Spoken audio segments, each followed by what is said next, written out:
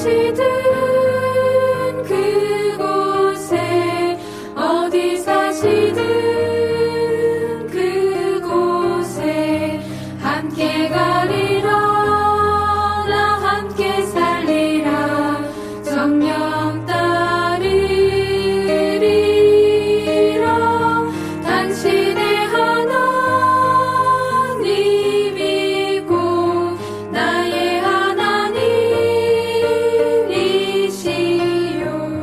당신의 백성 곧 나의 백성이 되리이다 죽으시는 곳 그곳에 나도 거기 묻히리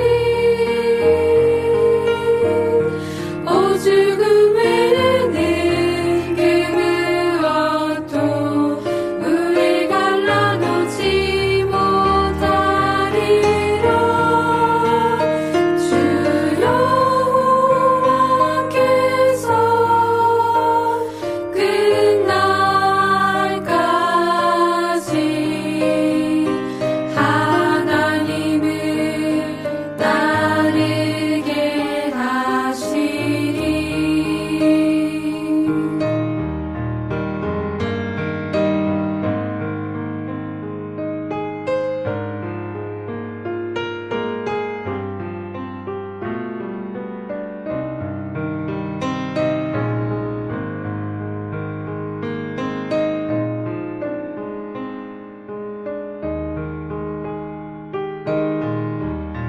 당신의 발자취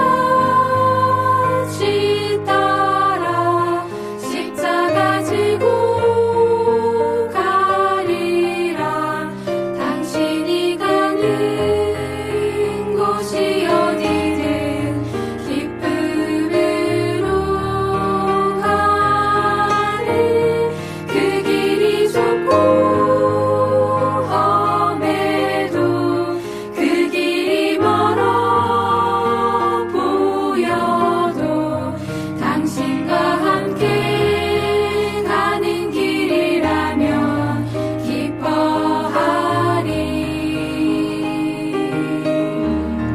당신을 알고 섬기며 사랑하는 이 기쁨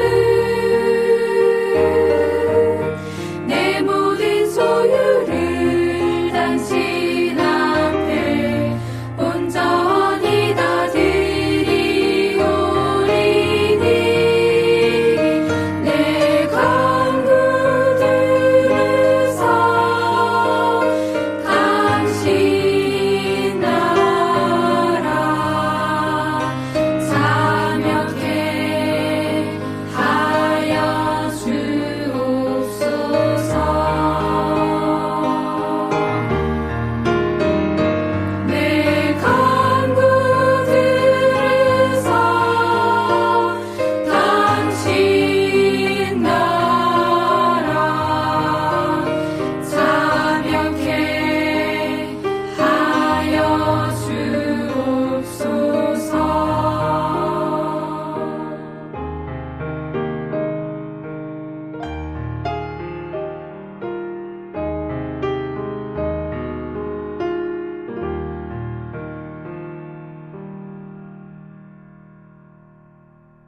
한국 복음서원은 미국 복음주의 출판사 협의회인 ECPA의 정회원이자 투표권 행사 멤버인 LSM에서 출간한 영적 서적들을 번역, 출판하고 있습니다.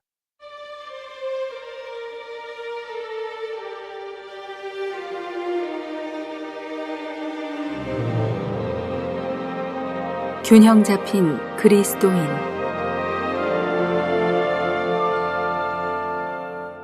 믿음의 근원 믿음은 근원이 있습니다. 믿음의 근원은 성도에게 있지 않고 하나님께 있습니다. 만약 믿음의 근원이 성도에게 있다면 이 믿음은 얼마나 연약하겠습니까? 그리고 또 누가 능히 믿음을 가질 수 있겠습니까? 하나님의 많은 자녀들이 그들에게 큰 믿음이 없는 것에 대해 깊이 탄식합니다. 어떤 사람은 큰 믿음이 없을 뿐 아니라 작은 믿음조차도 없습니다. 우리는 우리에게 믿음이 없다는 것을 자주 시인합니다. 우리는 더 큰 믿음을 통해 하나님을 신뢰할 수 있고 그분께서 우리를 위하여 매일 기적을 이루실 수 있기를 원합니다. 우리는 모든 것을 하나님의 손에 맡기고 안식과 평온함을 갖게 하는 실제적인 믿음을 원합니다.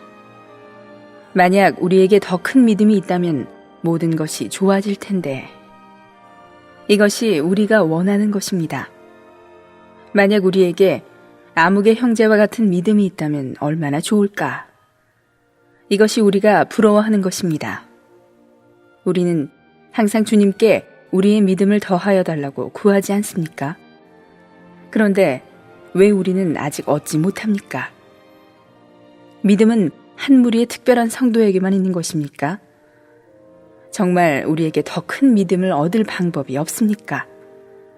물론 주님에게는 방법이 있습니다. 그러나 오직 얻기를 원하는 자만이 그것을 얻을 수 있습니다.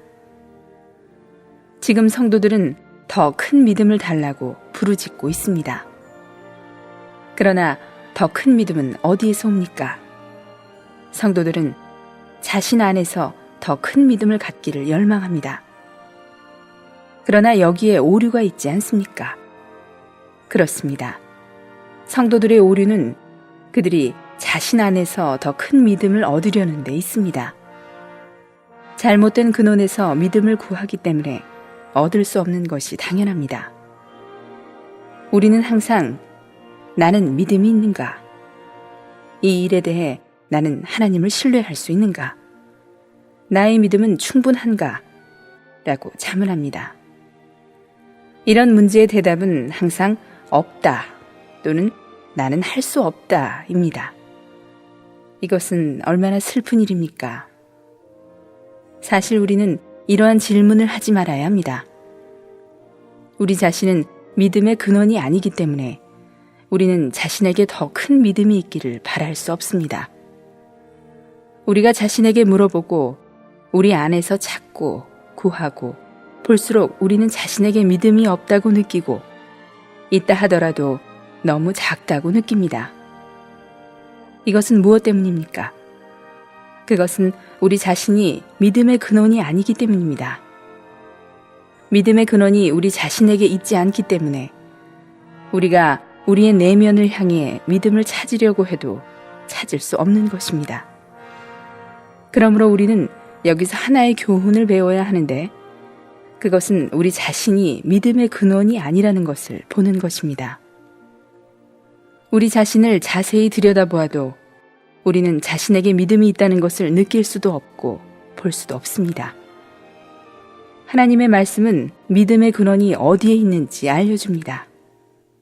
믿음, 이것은 너희에게서 난 것이 아니요 하나님의 선물이라. 이 성경 구절은 다른 어떤 곳보다 분명하게 믿음이 하나님께서 주신 것이라고 말합니다.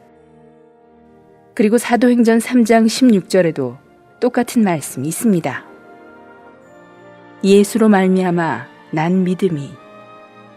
믿음의 근원은 하나님께 있고 우리에게 있지 않습니다. 이것은 너무나 평범하고 일반적이어서 우리가 이것을 알고 있는 것 같습니다. 그러나 믿음의 근원의 중요성을 정말로 아는 사람은 많지 않습니다. 그러므로 우리가 하나님께서 우리의 믿음의 근원이시라는 것을 정말로 안다면 나의 믿음은 충분한가?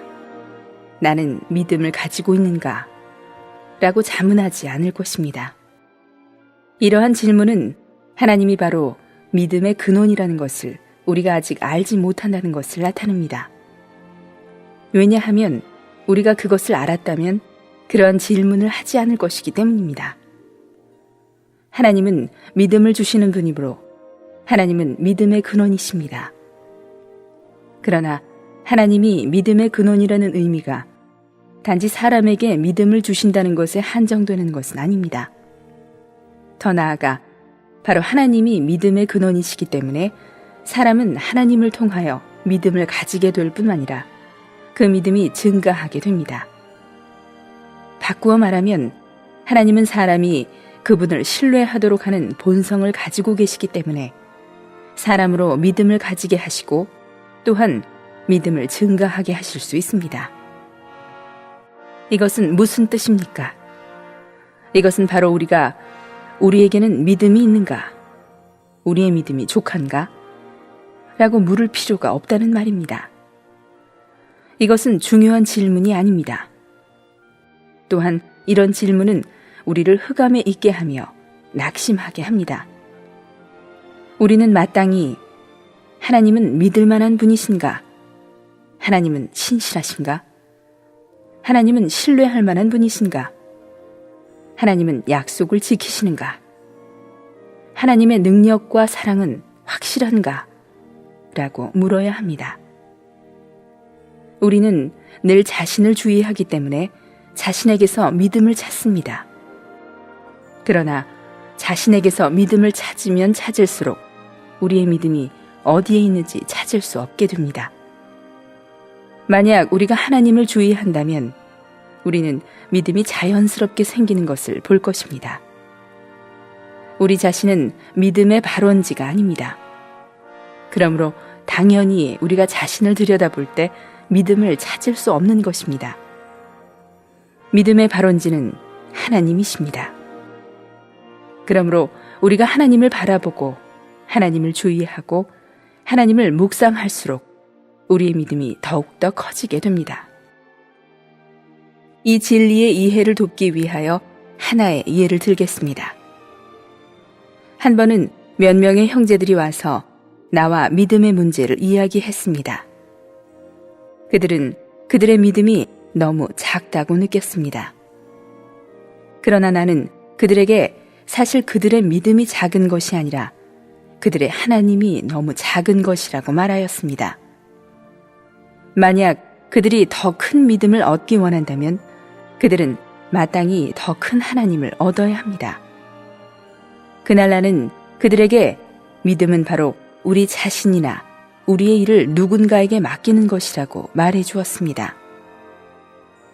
우리가 하나님을 믿는다는 것은 바로 우리 자신과 우리의 일을 하나님께 맡기고 하나님께서 우리를 위해 모든 것을 성취하실 것을 신뢰한다는 뜻입니다.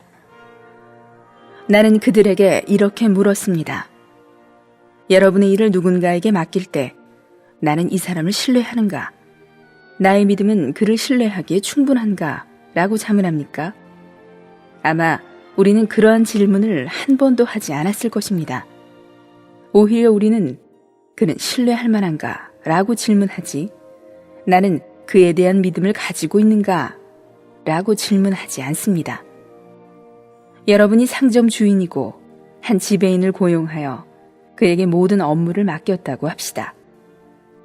당신이 그를 고용할 때 당신은 나는 그를 믿는가? 나의 믿음은 너무 작지 않은가? 나는 마땅히 그에 대한 나의 믿음을 증가시켜야 되지 않는가? 라고 자문하지 않고 다만 그는 믿을 만한가? 그는 정직한가? 그는 성실한가? 그는 신뢰할 만한가? 라고 자문할 것입니다. 만약 그가 성실하고 믿을 만하다면 당신은 자연스럽게 상점 전반의 업무를 그의 손에 맡길 것입니다. 당신은 자신에게 믿음이 있는지 또는 당신의 믿음이 크고 충분한지 등의 질문을 할 필요가 없습니다. 하나님을 믿는 것도 이와 같습니다. 우리는 나는 믿음이 있는가? 나의 믿음은 크고 충분한가? 나의 믿음은 얼마나 더 증가해야 하는가? 라고 물을 필요가 없습니다. 우리는 단지 하나님은 정직하신가? 하나님은 신실하신가? 하나님은 믿을 만하신가? 하나님은 약속을 하신 후에 후회하는 분은 아닐까? 라고 물어야 합니다.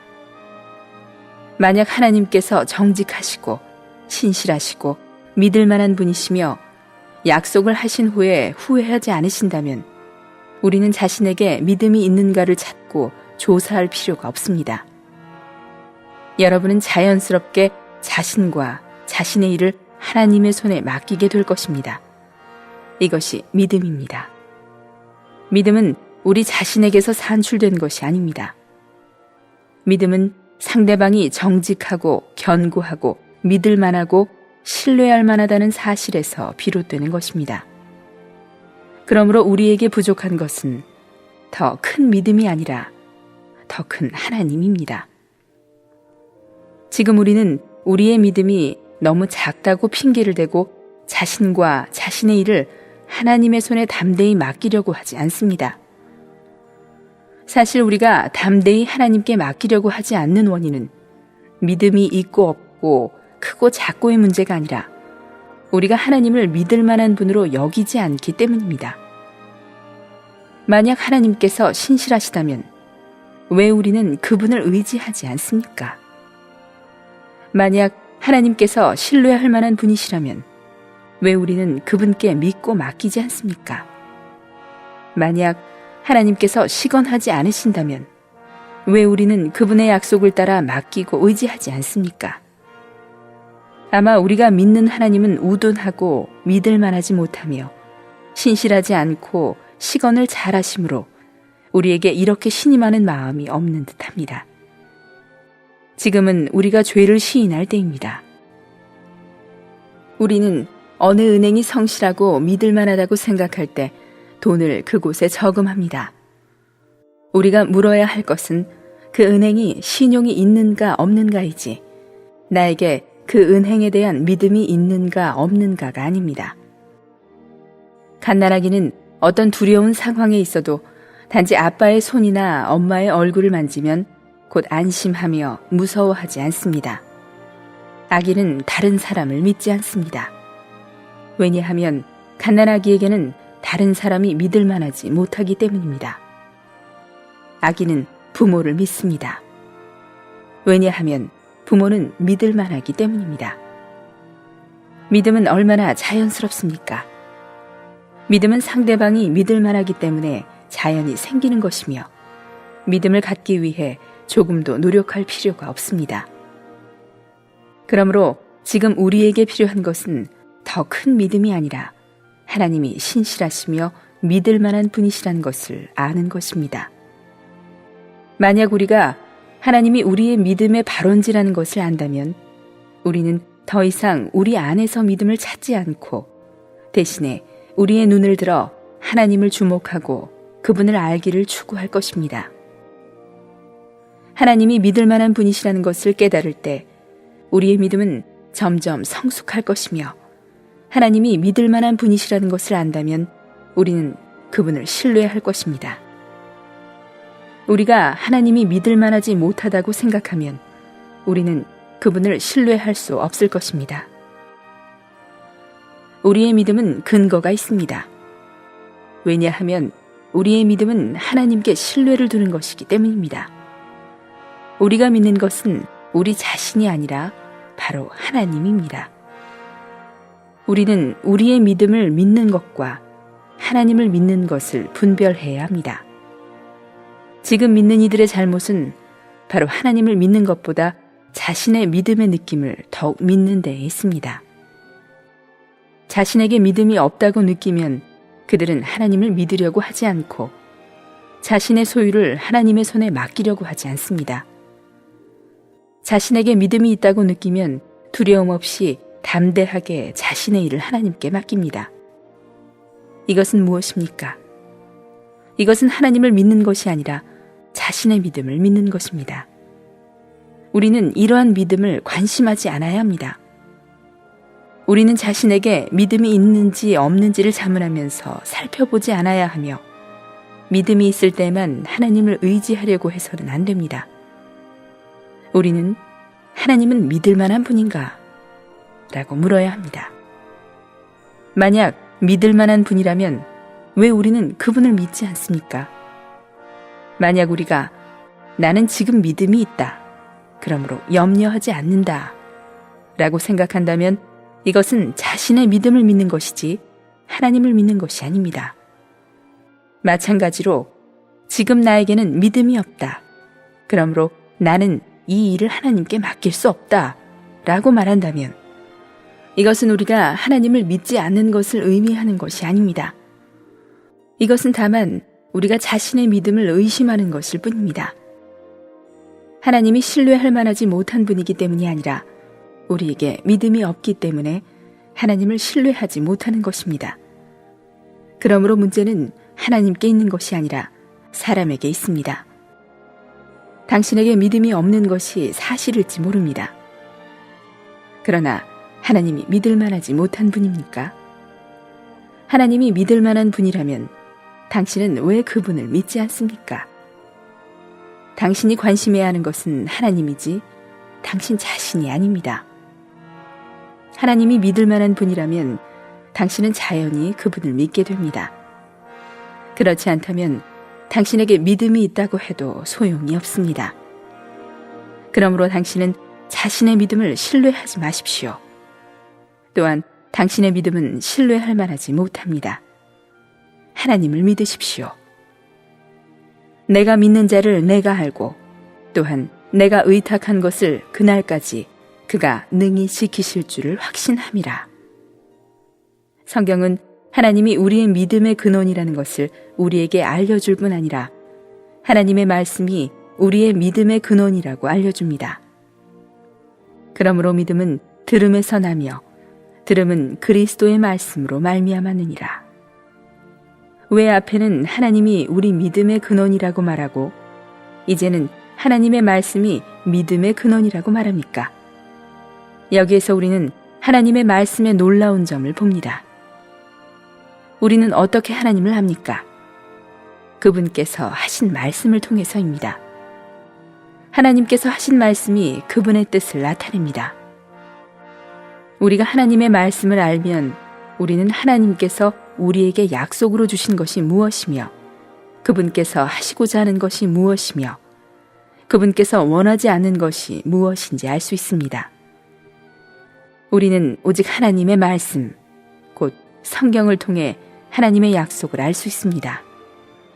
우리가 그분의 약속을 알아야만 그분의 약속을 따라서 그분을 믿을 수 있고 기도를 통하여 그분께 간구할 수 있습니다. 만약 우리에게 하나님의 말씀이 없다면 아무것도 없는 것입니다. 그런즉 그들이 믿지 아니하는 이를 어찌 부르리요? 듣지도 못한 이를 어찌 믿으리요? 만약 우리가 하나님의 약속을 갖지 못하고 아무 생각 없이 맹목적으로 그분을 믿는다면 우리는 일종의 미신에 빠질 것입니다. 믿음은 반드시 근거가 있어야 합니다. 근거 없이 맹목적으로 믿는 것이 바로 미신이며 이러한 믿음으로는 아무것도 얻을 수 없습니다. 나의 아버지가 나에게 무엇인가를 주기로 약속했다면 나는 아버지가 그것을 나에게 줄 것이라고 믿습니다. 이러한 믿음은 아주 견고한데 왜냐하면 나의 믿음이 나의 아버지의 약속에 근거하기 때문입니다. 만약 아버지가 무엇을 주기로 약속하지도 않았는데 아버지가 나에게 무엇인가를 줄 것이라고 내가 억지로 믿으려고 한다면 그것은 몽상이지 믿음이 아닙니다. 왜냐하면 그러한 믿음은 근거가 없으며 나의 상상일 뿐이기 때문입니다. 이것을 통해 우리는 믿음과 약속의 중요한 관계를 볼 수 있습니다. 하나님의 약속은 오직 하나님의 말씀인 성경에 기록되어 있습니다. 하나님의 약속을 알려면 하나님의 말씀을 알아야 합니다. 만약 우리의 믿음에 하나님의 약속이 없다면 그것은 참된 믿음이 될 수 없습니다. 약속은 하나님의 말씀 안에 기록되어 있습니다. 믿음은 그리스도의 말씀으로 말미암았느니라. 우리는 하나님이 신실하시고 믿을 만하시며 의지할 만하신 분임을 믿어야 한다고 말했습니다. 또한 우리가 이러한 하나님을 인식하면 우리에게 자연스럽게 믿음이 생길 것이라고 말했습니다. 그러나 이것도 하나님의 약속인 그분의 말씀과 관계가 있습니다. 만약 하나님께서 어떤 것도 약속하지 않으셨다면 우리가 어떻게 그분이 신실하시다는 것을 알 수 있겠습니까? 하나님께서 무엇인가를 약속하신 후에야 우리가 그분의 신실하심에 대해서 말할 수 있는 것입니다. 무엇을 믿음이라고 합니까? 믿음은 바로 하나님께서 말씀하신 것을 붙잡고 하나님께서 이루시기를 구하는 것입니다. 믿음은 하나님께서 말씀하신 것을 반드시 실행하실 것이라고 믿는 것입니다. 믿음은 하나님이 신실하신 분이며 그분께서 말씀하신 것을 이루실 것을 믿는 것입니다. 여기에서 믿음의 크고 작음은 문제가 되지 않습니다. 문제는 하나님께서 무언가를 약속하신 후에 거짓말을 하시고 변하시는 분인가 아닌가에 있습니다. 우리는 오직 우리가 하나님이 정직하시고 신실하시다고 믿고 있는지 그렇지 않은지를 질문해야 합니다. 이것은 우리의 믿음의 크고 작음과 관계가 없습니다. 우리는 하나님께서 우리를 사랑하시는 것을 압니다. 그러므로 우리는 그분께서 우리를 위하시는 것을 의심하지 말아야 합니다. 성경은 적어도 그분의 약속에 대한 두 방면을 보여줍니다. 약속하신 그것을 또한 능히 이루실 줄을 확신하였으니 하나님은 능력이 있으시며 그분의 능력은 그분의 약속을 이룹니다. 우리의 하나님은 연약하고 무능하여 말씀만 하고 행할 수 없는 분이 아니십니다. 만약 그렇다면 비록 그분께서 약속하셨다고 해도 결국은 무슨 소용이 있겠습니까? 그분의 모든 약속은 공허한 말뿐일 것입니다. 그러나 하나님은 단지 약속하는 능력만 있는 것이 아니라 그분의 말씀하신 것을 행하는 능력도 있으십니다. 하나님은 자신이 약속하신 것은 무엇이든 다 이룰 수 있는 능력이 있으십니다. 하나님은 하실 수 있습니다. 다음 성경 구절들은 하나님에 대해 이렇게 말합니다. 그를 세우시는 권능이 주께 있음이라. 하나님이 능히 모든 은혜를 너희에게 넘치게 하시나니 그가 능히 지키실 줄을. 아브라함이 이삭을 드린 것 또한 그가 하나님이 능히 이삭을 죽은 자 가운데서 다시 살리실 줄로 알았기 때문입니다. 하나님은 단지 그분의 약속을 이루실 수 있을 뿐 아니라 또한 그것을 이루시기를 갈망하십니다. 약속을 수행할 능력은 있지만 약속을 지키지 않는다면 그 약속은 공허한 것입니다. 그러나 하나님께는 능력이 있으실 뿐 아니라 그분의 약속을 수행하려는 의지도 있으십니다. 약속하신 이는 미쁘시니 우리는 미쁨이 없을지라도 주는 항상 미쁘시니 자기를 부인하실 수 없으시리라. 하나님은 그분의 모든 약속, 모든 말 한마디도 그분의 자녀에게 이루고자 하십니다. 하나님은 말씀하신 것을 모두 지키실 것이며 약속하신 것을 모두 이루실 것입니다. 그렇지 않다면 그분의 신격이 위협을 받게 됩니다. 그분은 자신을 부인하실 수 없기 때문에 어떤 상황에서도 신뢰할 만한 분이셔야 합니다. 만약 그분의 약속이 헛된 말에 불과하다면 우리는 당연히 우리 자신과 우리의 모든 소유를 하나님께 맡길 수 없습니다. 그러나 신실하시고 약속을 어기지 않으시는 하나님께서 무엇인가를 약속하셨다면 어떻게 우리가 의심할 수 있겠습니까? 그러므로 형제들이여, 우리는 이러한 교훈을 배워야 합니다. 당신 자신은 믿음의 근원이 아닙니다. 결코 믿음이 있는가, 믿음이 족한가 라고 자문하지 마십시오. 이것은 소용없는 것입니다. 당신이 자신에게 물으면 물을수록 믿음은 더욱더 없어집니다. 하나님께 가서 물어보십시오. 이 일에 대해 하나님은 어떻게 약속하셨는가? 나를 향한 그분의 사랑이 변했는가? 그분께서 약속하신 것을 지키지 않으실 것인가? 그분은 약속하신 것을 실행할 수 있으신가? 그분은 신뢰할 만한가? 그분은 믿을 만한가? 당신이 이러한 하나님에 대하여 더 많이 생각할 때 믿음은 당신이 만들어낼 필요가 없고 자연스럽게 생길 것입니다. 자신은 믿을 만하지 못하며 자신의 믿음 또한 믿을 만하지 못하고 오직 하나님만이 믿을 만한 분임을 기억하십시오.